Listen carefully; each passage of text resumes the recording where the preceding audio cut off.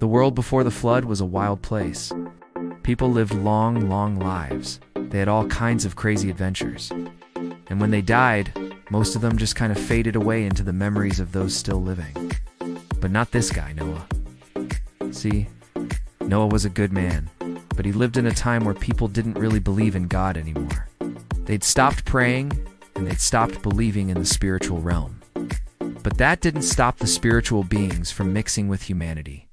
In fact, it was during Noah's lifetime that the sons of God started having relations with the daughters of men.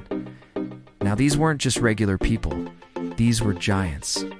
They were wicked and they were strong, and their wickedness grew. So much so that God himself prepared his judgment.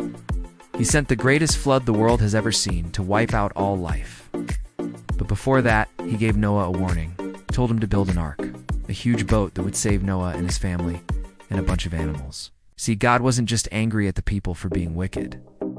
He was also angry at the sons of God for seducing the daughters of men and corrupting humanity.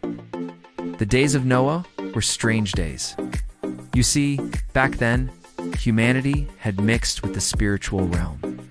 There were these beings called the sons of God, the Nephilim, who were so wicked that God decided to send them all to hell. But before that, they had children with the daughters of men. Now, these children were not like the rest of humanity. They were giants, some of them 10 feet tall. They were super strong and super smart.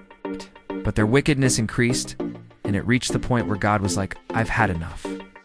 So he sent a flood, but not just a flood, a global flood, something that would wipe out all life on Earth. But before that, he said, let me just send one more message to these people. So he built an ark, the biggest boat ever made, and he sent Noah and his family inside for 2 weeks. And at the end of the 2 weeks, God looked and saw that humanity had changed.